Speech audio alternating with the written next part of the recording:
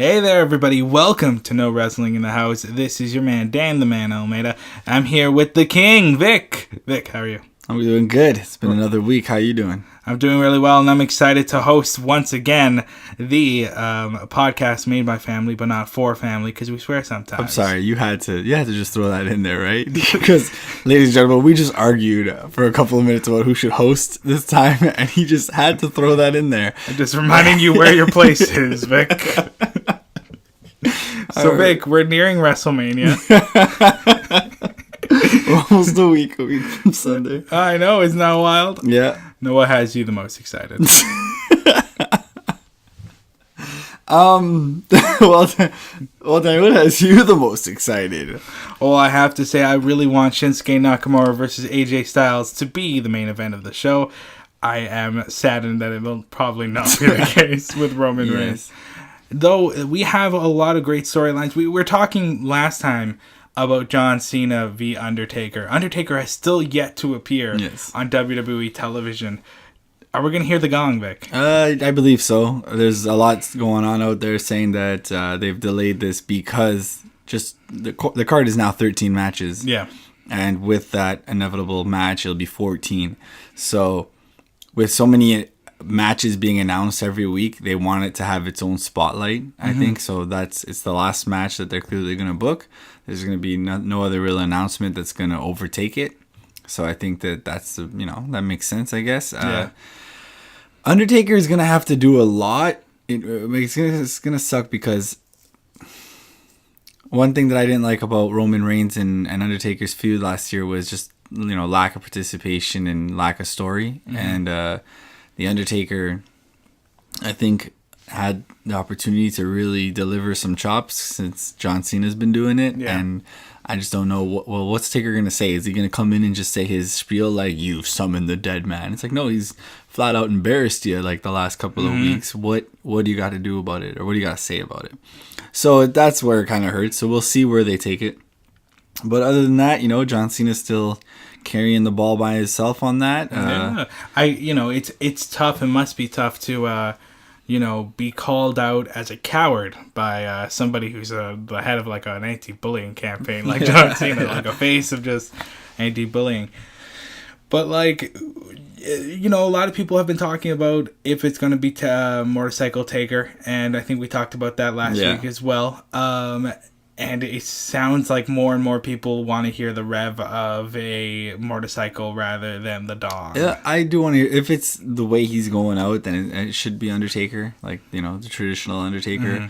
John Cena's really attacking that aspect of his character. I mean, he's attacking both, talking about his wife and whatnot. And, but, he did the whole dead man thing on Monday, rising up and whatnot. So, John Cena's been doing a pretty good job at that. I'm pretty excited for that. I think if it does get announced that, it is Taker's one more match, his last match, then I think out of respect for Taker, he goes on last. That way, at least you don't have to fight over which belt you're going to put on last. And the reason for that is, I know it's tough.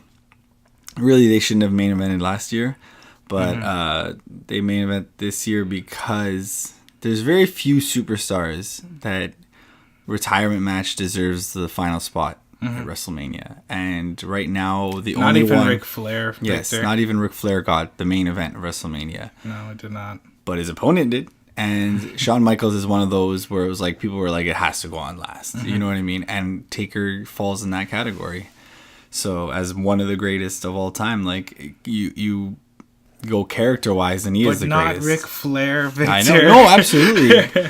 But maybe it's because his age at the time or whatever, or maybe because really he didn't. Guy. There you go. He didn't really, if you're solely WWE, you know who Ric Flair is, but he wasn't, that guy. Like Shawn Michaels being Mr. WrestleMania and being such a staple for that event had to go on last. And they saw what they did the year before. Who knows? True. If they didn't have that match at 25, maybe they wouldn't have put him on last because they just knew they were going to tear the house down again, right? And nobody wants to go on after that. So... Who knows? Actually, we don't know. But, so I think that's the case. Moving on, though, there's a couple of things. I want to talk about the two world titles. Yeah. The Universal title and the world title. And yeah. comparing both storylines. Because I have a complaint about each. Why? Because we're wrestling fans and we're dicks. Yeah, we can't be satisfied. Yeah. For the Universal title, we had another altercation where Brock Lesnar, I really liked the handcuffed one. It was brutal, it was brutality, whatever. Like, you're going to get the fans that are going to cheer it because, it's inevitable. Well, hey, they're going with this and whatnot. And here we go. But last week, this past week, I did not enjoy it because Paul Heyman came out, he's going to sell Roman. Just and make calls. Did you feel he did sell Roman really well? Because well, you can't do it too much. You can't be like, he called him Samoan badass, which we're all okay with. He kind of mocked him a little bit with the whole beer chug hand signal, and which I do proudly. Yeah, believe that and all that, which was good. You can't respect your opponent too much, right? But what I didn't like was he said like 8 times, Roman Reigns is not here tonight. Roman Reigns is not here tonight, and then inevitably he came out of the fan. Like, it's just, I don't know. It was so unnecessary. Like, we know Roman Reigns is there. It's all. I went to a house show Saturday before that. He was okay. I did. I'm not lying to you people. I went to a house show and they're like, "Oh, Roman has been missing all week." It's like, wait a second, I saw him. But somebody call Petersburg. But that's just I just did not feel that because it just felt so forced, and I don't like when Paul Heyman feels forced because he's so natural.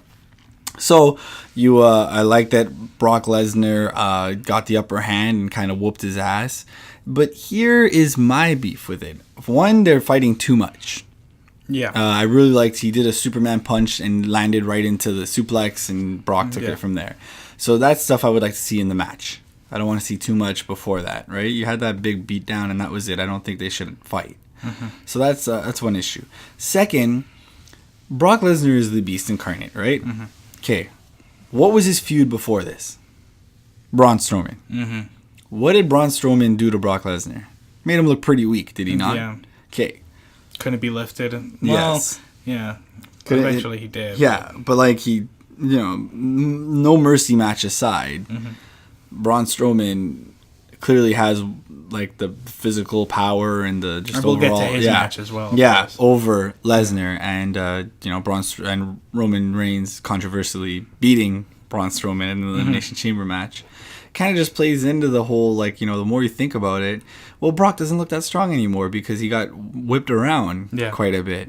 So, hey, I don't know. Maybe I thought it would have been smarter to just have him continue on the path. Like he beat Samoa Joe, beat AJ Styles, continued feed him. He would have eventually have beaten Finn Balor as well. I think he should have just gone with Balor and had him lose, and that's just the case. That's just the way it is. And then Roman, right?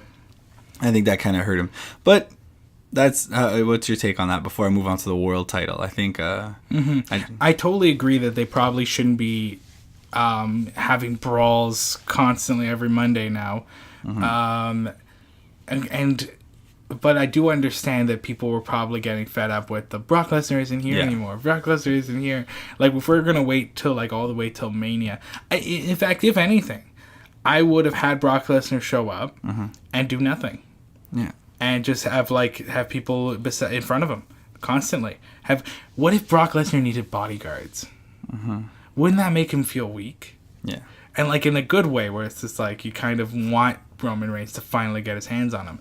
We're not seeing that type of thing. Well, I've always said that I like Brock Lesnar because he's so legitimate. That I would love if his entrance more modeled a UFC entrance where they had their crew beside them and they the fans could not touch him or couldn't even get close to even thinking they could touch him. And even though he doesn't engage fans, he's not giving high fives, I want fans to feel like they can't even look at him entirely. A prize fighter. Yes, exactly. And I kind of wish they had done this, but that's always kind of been an issue I've had with the character, that he needs more of that if you want him to be a heel. And, let's talk about on the flip side. This one is trying to be a more traditional heel-face dynamic, but it kind of is too muddled. While we're looking at the World Championship or the WWE Championship, and it's not heel-face. No, at it's all. very clearly two men that respect each other, and it's being booked. I've heard dream match constantly. Yeah. And I'm almost fed up with it. Yes. But it is a dream match. Yes, it is. And that's my complaint, is that they're riding on the sole fact it's a dream match. Yeah. Every time the graphic comes up, Todd Phillips, is that who that is? Yeah, Todd Phillips is the Michael Cole. He's constantly reminding us that it's a dream match. Corey Graves is reminding us it's a dream match. Byron Saxton is just doing what Byron Saxton does. So, being Byron. So, my issue with the world title picture is I love that it's face-face. I love that it's respectful. But they kind of touched on it a little bit last Tuesday, which was good. But there has been zero story to it. They've just relied on the sole fact that it's dream match. We need to hear more about... I have found AJ Styles' Twitter more entertaining than the story. Really? How has he been? Because he referred to when... As soon as Shinsuke won the Royal Rumble, I believe... I don't have it with me, but I believe AJ Styles' tweet was... counting down the days since he lost to him in New Japan. Oh, it was the number of days. It was the number, and it said that I've been waiting for this chance to beat you. And it's TV. They haven't put it on TV at all. That AJ Styles needs to be obsessed because last Tuesday Shinsuke Nakamura said that I know I'm going to beat you because you're too emotional. Yeah. So nobody really I don't think it really touched as much people as it should have. Yes. They should have shown that AJ Styles is obsessed with the loss. Yeah. That he couldn't have beaten him, and that he's considered the best in the world. AJ Styles he's the best in the world. Yes. And to know that you can't beat an opponent, that needs to be your obsession. That needs to be, you know what I mean? Like AJ went to WWE, Shinsuke went to WWE. Like he can almost feel like he's been overshadowed. But he's like, well, no, I'm the 2-time world champ now, and this is me now. Like, I'm the best here. So Shinsuke's got to just kind of be like the sneaky little, not sneaky, but like, the well, I can beat you. So yeah. And then AJ Styles is emotional, needs to get the better of him, like pretty much in this build up. For sure, it's got to end with that moment where he tries to do the Too people's much. album. Or, and then he fails. Just like John Cena, and you touched on an excellent point, because I've always the way I'm feeling right now about that feud is like, why does Shinsuke want this title? Yeah, there's no real other than it being the top title, obviously. Which makes sense. But I would love if he said, "Listen, I'm an international superstar." Yeah. Like, in the sense of like, I have won championships here, and here, and it's like, the WWE, I'm finally here in the top company in the world. I want this title. Yeah. And it's only just candy on top, or like the cherries on the cake is the fact that I'm going to be fighting with an old rival. Yeah. And I think that I would love that. I hope the video package encompasses that, but I'm saddened that we have to wait till the video package. I know. And we have one more week. We have one more week, and I don't. They just have failed me, I think, or failed the fans in making it, building into the fact that it's a dream match. And why is it a dream match? Yeah. It's clearly a dream match for AJ Styles, and we need to feel that. You know what I mean? So I think history will call this an excellent card. Yeah. I think by far, we haven't gone to that. I think by far that this card it's stacked. Yeah. It definitely is. It's WrestleMania worthy. Yeah. History will treat this era very well, but I think right now that we are watching it develop in front of us, that it's not the picture we necessarily want. Yeah. But it's going to be still really good. Yeah. I just hope that with this remaining week, we can build in the fact that we can build on, well, why is AJ too emotional? Because he's clearly winning. He's a champion, and he's clearly winning, so he's fine. But why is he too emotional? Yeah, it's got to be specifically because of Nakamura. Yeah, you know what I mean. So that's kind of that's my beef with the two. And keep them not from hitting each other. When Shinsuke went for the Kinshasa, and he kind of faked it and laughed at him or whatever. That was good. I want you at your best. Yeah. And they just need to have more words, and it's not at all because of Nakamura's English. No, I think AJ can sell it enough. Yeah. And he said you're too emotional, and it was enough to get a reaction out of the fans. Yeah, absolutely. So I think that's important. Big one. Daniel Bryan returns at WrestleMania. Yes, I am watching that because I got the news beforehand, and I think you texted me as well about the news. Yeah. And of course, you can follow all of our reactions to news on our Instagram. Yes. But I got that, and I knew I had to tune into SmackDown because I needed to see that speech. Yeah. And luckily, they were smart enough just to open with the damn speech. Like, well, later tonight, we're going to get a reaction. No, it was, we began with the speech, and I almost cried. Well, it was actually quite smart because they began with the speech, and then they announced that he was going to address the Kevin Owens situation at the end of the show. So it's like, it's a good way to keep you invested for 2 hours. Right? And the fans were eating out of his hands. I was tearing up when I was listening to the speech because, like, yeah, man, like, if Brie is not one of the biggest baby faces in the company, I don't know who is. Yeah. But, and it's been announced this past week that he will be at WrestleMania. Vic, it's insane. It's in New Orleans, again, when he won. The big moment for him. The biggest moment of his career, and one of the biggest moments in WrestleMania history. Yes. Daniel Bryan will be returning. Yeah, I think the best thing to do is I hope they open the show. Oh yeah, for sure. I really do. I think that I feel like that's a good opening show. Did Shane and was it Shane and AJ that opened last year? Yeah. So it kind of would be appropriate for Shane to open. Yeah. I'm completely happy that it's a tag match. You get the whole Shane McMahon match out of the way, which I have shared that I'm not too happy that, too much McMahon. There's a lot of McMahon in this bill right now. Both involved in tag team matches, coincidentally. But I think that it's good to have him at least in the tag team match. And, Daniel Bryan's going to go work with two fellow awesome wrestlers. So the stipulation is what has just drawn so much interest because if they win, Kevin Owens and Sami Zayn get rehired. So what do you do now? So they're going to win. They're going to win. Yeah. Well, so Daniel Bryan's first match back in the same building that he won his world title. Yes. He's going to lose.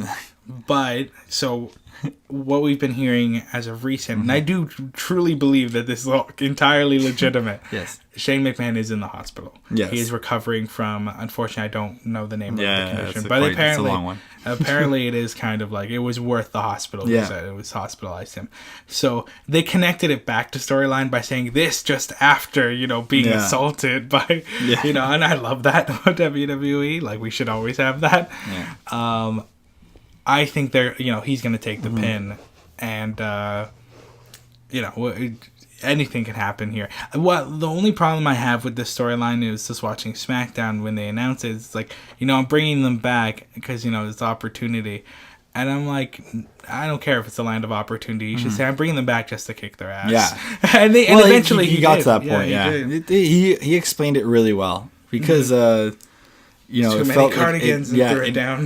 The storyline really dragged on, and it looked like it was Shane versus, Daniel Bryan, not him tagging. So he explained it really well. Kind of made up for the whole couple of weeks of So really good. I'm excited for that. Another new match that was announced was the inevitable triple threat for the SmackDown Tag Team Championships. Rumor mill is saying that I don't know if it's official. Apparently, WWE had accidentally leaked that it would be a TLC match. Ooh, yes, which would be huge. It's a great way to jump off. I know it'd be a great way to have the Usos make their first main card appearance. Yeah. Daniel, we're gonna be at 14 matches. I don't even know which matches go in the pre-show. Like you got 2 battle royales. You know what I mean? Yeah. That's another issue right now. The Andre the Giant Battle Royale is just so... Does it matter who wins? No, not at all. And I read an article actually that was interesting that it was... Is it actually the opposite? Is it a curse to win the Andre the Giant Battle Royale? Well, let's evaluate the last winners. So Mojo Rawley, which was simply to get Gronk in the ring. Gronk. Yeah. So that was Gronkowski. Yeah. Then there's when we went. So Baron Corbin won, and I think he won. He won. Well, the Money clearly in the Bank. Something backstage or whatever happened with him on Twitter has stopped it because look, Andre the Giant, he would have been a good example. Yeah. Andre the Giant Battle Royale on his debut, Money in the Bank, U.S. champion. Yeah. So he would have been a good example had not all 3 of those led to nothing. Yeah. So hurts. You go back further than that. Big Show was simply to honor the big man. As they should. And the first one, Cesaro, which, you know, you can argue... Not immediately. Cesaro has made gold with what he's been given. Yes. So, you know, a lot of people rolled their eyes at Sheamus and Cesaro coming together after the Best of Series, 7 Series match, right? And then they made it great with the bar and whatnot. And you can see it took a while to get to the point. It took a while to get to the bar, to that point, right? So, yeah, Daniel, a lot of exciting stuff. I don't know, well, with WrestleMania fever going on, is there anything in particular that's been on your mind, past or present? WWE's been posting a lot of these 1-minute summaries of each WrestleMania. They've been kind of neat. Yeah. Right? So, well, luckily right now, I think we... You know, I'm excited on this kind of weird level of just, like, I'm seeing 2 Japanese superstars being, like, highlighted in 2 major title matches. And, you know, just to touch on Asuka versus Charlotte, you know, that's being booked as a dream match as well, because I'm really excited. Though they haven't interacted a lot because they're both on different shows. It's official now that Nia Jax versus Asuka? No, Nia Jax versus Alexa. Sorry, Alexa, my bad. And that's kind of the Piggy James storyline, is it not? Not as bad though. Yeah, not as offensive. Yeah, I think this has been it's been handled well. I think Nia Jax is playing her part really well. To be honest, I think actually it's a good build. Not a good build. It's just a problem when they go with their builds. Yeah. It just gets like a lot of weird question marks here and there. Like, if you remember, Nia Jax kind of separated herself from Alexa Bliss one week, and then the next week they were back together or something. Yeah. It was just a lot of like very prolonging things and not doing it the right way. For sure. Or at least and you're just pretending your fans are stupid, essentially. Yeah. So, which we're not. This is a soap opera for us. Like, I am almost 100% sure Carmella catches in on that match. Yes, I said that at our last podcast that you don't want to risk you don't want to have another failed cash in, especially from the same event, and you don't want to end Asuka. No, to Carmella. Even if Asuka was like it happened after the match, Asuka's there victorious. Would you cash in on Asuka? Yeah, no, I think. And that would be a good way to build Asuka, where like, I've always imagined if someone had cashed in on a weakened enemy and have it going another 10 minutes, you know what I mean? With that, the champion going another 10 minutes with that'd be awesome. But then you make the guy who's cashing in look weak, right? So I think Carmella's going to do the same thing Seth Rollins did, cash in mid-match and try to pin Alexa. So that would get around. Here's my issue right now with it's not an issue, it's a personal battle. Yeah. All the title matches feel like there's gonna be a new champion, and that kind of is like I like that. Yeah. But you're like, well, obviously not every title's gonna change hands, so who's gonna retain? And then, you know what I mean? I think the Bar. And I know they're up against Braun Strowman. Let me make a point. There is going to be a partner, though. Yes. But they're probably prolonging because they don't know who. Because here's what I think is going to happen. Yeah. I think Braun Strowman is going to purposely pick somebody who's weak and feeble. As a way to insult the Bar. I think, and I'm probably going to be completely wrong. Remember, Strowman is a face. It's pretty much official. Yes. But that's what's funny about it. I think Strowman will pick somebody like a James Ellsworth. Mm-hmm. And by the way, if they do bring back James Ellsworth for that, I think it's doubly fantastic because James Ellsworth, his first match was against Braun Strowman, so it's this full circle. It's a WrestleMania moment. Yeah, really, like what a storyline. Yeah. I think he's going to purposely pick somebody who will just meet that requirement of having a tag team partner, and he will try to take on the Bar by himself, but then the Bar will out maneuver him and get to the partner and pin him. That's how I feel. And that's how I believe they are going to retain. Because while Braun is the face, and we want Braun to destroy these guys, he will have the opportunity after he loses the match. Now, I think a lot of people are really saying Elias is going to take... so we can see that. I think he did just demolish him for the last couple of weeks before. But. Yeah, I think a lot of people wanted Elias Sampson, but even then, you mentioned he could probably be a heel on him and heel on him hard. So I like that. But isn't Elias? Yeah. Sorry, my bad. But I'm excited for that. Yeah. I think the bar will retain though, because you can't have a one-man team. Yeah, but then I start going up and down the card, and I'm like, okay, well the Bludgeon Brothers, have been built in a way where they should win, and then for sure. It's then you look at the IC title picture. Well, I would be okay with Miz retaining, to be honest, because he always seems to do the job when necessary. Right? He lost to Cena and Nikki Bella last year, so I think he deserves that. But again, you got Seth Rollins and Finn Balor. That's a tough one to pick, actually. Just three of the best people you can have go for the IC title, I think. And another change is the US title picture. We got Rusev added. I think for sure. Rusev has been added because the fans have given them no choice but to add Rusev. And I think that he appreciates the support from the fans, and it just needs to continue. Do you think he's walking out with the U.S. Championship? Because it's so hard to say, because the feud has been it's just been so flat. This U.S. title picture, Bobby Roode, please just make him a villain again. Yeah. He's so good as a villain. I think the only legitimate heel in that whole match is Jinder Mahal. Yeah. Which pretty much the only heel in right now. Only legitimate heel. But because while you can argue officially Rusev is still a heel because he has, the Shakespeare of singing, the Bon Jovi of art. What? I don't know. But I think Rusev might, just so they can have that yes moment or that Rusev Day moment, it will be Rusev Day. WrestleMania is actually booked on Rusev Day. Yeah, so might as well honor the tradition. Yeah, exactly. Yeah, you know what? It's kind of crazy. And then there's also some things, folks, where people are getting a little angry of things being omitted or being left off the WrestleMania card. But now that you think about it, so for example, God, just the shit Vince Russo says. But he's one that's like, how can WWE not have Bray Wyatt versus Matt Hardy at WrestleMania? Well, you gave reason for somebody to watch Raw, first of all, the Ultimate Deletion, and second, did you watch it? Yeah. How did you like it? Well, how do you feel about the series in general? That's the final deletion. Yeah, I love it. I thought it was good. Yeah, I thought it's they brought Vanguard 1 back, which is a little hovering drone thing. Everybody, all his whole family. Yeah, and I was actually surprised to see his whole family there. I did not think they were going to bring him back. One issue that a lot of people Senior Benjamin was there as well. Yeah.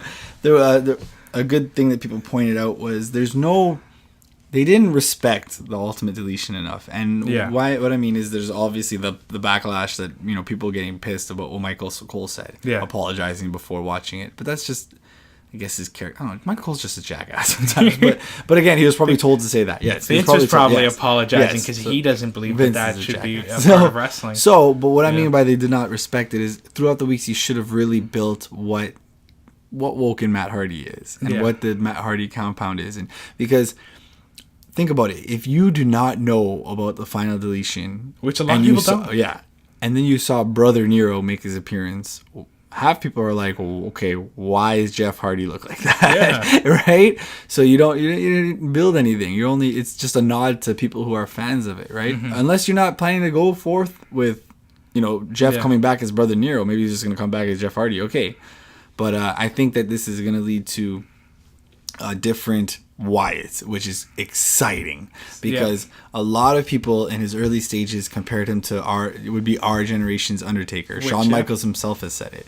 So this would be a way of how the Undertaker evolved, Bray Wyatt evolving. So it's kind of like, and I'm spitballing because we all know what happened when Undertaker was buried. He came back as the Ministry of Darkness Taker, the leader of a cult. Yeah. So we kind of already have that in Bray Wyatt. What do you think is the evolution of Bray Wyatt? Because some people are saying Biker Wyatt. Biker Wyatt. No. Hey, I actually don't know if he's a biker in his personal life, but I do know. You think he's just going to be Woken style, kind of? That's what I've heard. Like Brother Nero. Like he's going to just join Matt Hardy's crew. Yeah. But we'll see. We'll see because there just needs to be an evolution in not just his look, because obviously his look's going to get tweaked, but how he speaks, how he... Every other member of the Wyatt family seems to evolve. Maybe except for Eric Rowan. Yeah, but he just seems like... Because he has the little goat thing, but I don't know. He's a part of the Bludgeon Brothers now, which is the silliest name for a team in my opinion, but it works. It works. Sounds like a Nintendo game. Yeah. But so WrestleMania is definitely, Yeah. We're gonna have our nice prediction show next week. Yes. And it's going. I don't know. Whoa, WrestleMania. Anyway. Thank you for that, Daniel. Yes. But came from my side. I think Rousey. So, why didn't we mention that yet? Because every time she gets in the ring, it's getting very similar. It's people are really criticizing her speaking parts. Yeah, you got to get her a manager. But but see the problem is you do understand why they don't get her a manager and just have her come out of course silent. not, because then she brings a lot of press. Yeah, she does. She's already on ESPN, Ellen, and all that stuff, and it's easy to have her there because they already know her, and now they're gonna ask her, well, what are you doing now? Oh, you're doing WWE, right? So they're kind of unfortunately keeping her in that mode. You know what I mean? Smile and shit and kiss babies type of thing. Mm-hmm. But I love it when she gets angry. Yeah, and it seems to work. It's just they need more training videos. I want to see. Yeah. I definitely liked the heartfelt one. Yeah, the one that they showed where she gets tearied up and all that, and that worked for me. And I just think that WWE WWE gets lazy. Yeah, in my opinion. So for example, Dana Brooke. So did you know last week? Yeah, Dana Brooke was just sent to die. Because they needed somebody to do it.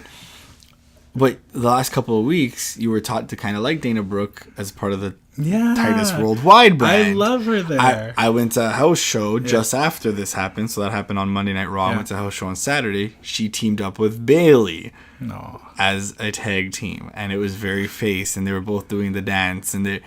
So what am I supposed to be feeling for this character, WWE? Because you just painted her as here, go die to Ronda Rousey. I feel like Absolution, at least I understand. Yeah. Okay, get it. They're heels, and it makes sense that they would come out. And they're also kind of newer prospects, so they would want to kind of overthrow somebody with a lot of hype with them. Yeah. So that they can kind of just usurp that hypeness. Yeah. Hypeness is a word. Yeah. But there you go. Yeah. Yeah, no, I totally agree. I feel like WWE does that so much. Whiplash. Yeah. Just like, this guy's a bad guy again, but we were liking this person. We were, I was invited to their barbecue. It was a good time, but now I have to hate them again. It's just so, yeah. It's your work functions all over again. For sure, for sure. But history will look very well on this WrestleMania, despite it being kind of grueling to get there. Yeah, and again, something else that's being left off is Sasha Fish. It looks like she did the heel turn, and that was a nice segment. How do you feel about it being it looked like almost like a high school confrontation, other than the fighting, of course, because I don't know, lots of high school fighting, I guess, but because it was in front of lockers and it was over the phones, a lot of people are saying that it's perceiving them as very young, compared to the male competitors. I mean, I guess I can understand where that's coming from, but at the same time, I just think it was just an easier way to go, and it gives them a more human, they're WWE superstars. Of course, they have cell phones, so it's that's true. It's kind of humanizing. Except them for a little Braun, bit more. I hope every time they offer Braun a phone, he just crushes in his hand. But he has a Twitter, so. I'm happy with what happened because the last few weeks, I'm sorry, the acting and the Bayley and her being you were my best friend and I trusted you. No. I cringe at that stuff because it's just so it's worse than a TV show. It's especially since we know they can do better. They can do amazing things. So that's why this week when Bayley when Bayley mocked her title reigns was awesome. That was the best. That was good. And then that was a perfect way to transition to Sasha beating her up or then them brawling. So that was good. And I'm really happy that we're finally past the weeks of, I'm not tagging you in and I don't got your back and blah, blah, blah. So I'm happy. I'm sad and happy that they're not fighting each other one-on-one at WrestleMania. Mm-hmm. Sad because they can they can steal the show in some ways. Happy because it will just got lost in the shuffle if it does happen. right? So it's, you know, they're going to be a part of the Battle Royal. You're going to be able to build on their story. And then, you know, come, I believe it's Backlash, hopefully they get that one-on-one spotlight. Yeah. Okay, I think that covers most things. I guess they're not going to rename the WrestleMania women's battle royal to anything else. Yeah, I don't think so. There's no Mildred Burke, no other really. Yeah, you can't really rename it to anything, right? Okay. What if they renamed it like the Trish Stratus or like Lolita? Like, I guess it wouldn't make too much sense because they're not dead. Yeah, I mean. Yeah, it doesn't have to be a memorial. And you don't want to start throwing names on things because you never know if they come back, right? Yeah. No, I mean, I hope Trish comes back for at least a match, right? She looked the good Sable. at the Royal Rumble. Yeah, the Sable. Yeah, that was exactly the Sunny one. Yeah, that was. Oh my Sunny gosh, Days, that's almost Sunny worse. Days trophy. But yeah, it's just it's good times. How was Sensational Sherry? I don't know, Daniel. Like I said, it's just sometimes they just throw things for namesake, and I think they I don't know, Daniel. Like, I'm actually just like paused because I didn't think I would even think of that. But like, Sensational Sherry would be a perfect name for it. At least I do not know of any allegations towards her. I always heard she was a very sweet human being. Yeah. And yes, why not? She's also not with us anymore, so it's, you know, a memorial. And she was definitely one of the biggest, in my opinion, one of my favorite female superstars of all time. When you watch any footage of the 80s, Sherry's not too far away. So, yeah.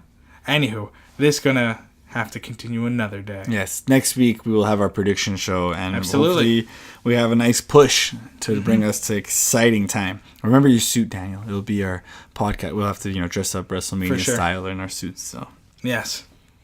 All right, friends. Remember, like, comment, subscribe. No Wrestling in the House podcast. Absolutely. No Wrestling in the House pod or No Wrestling in the House podcast, either on Instagram or Facebook. So be sure to check that out. Of course, our YouTube page where we post all these lovely lovelies. And have a great day. Thank you.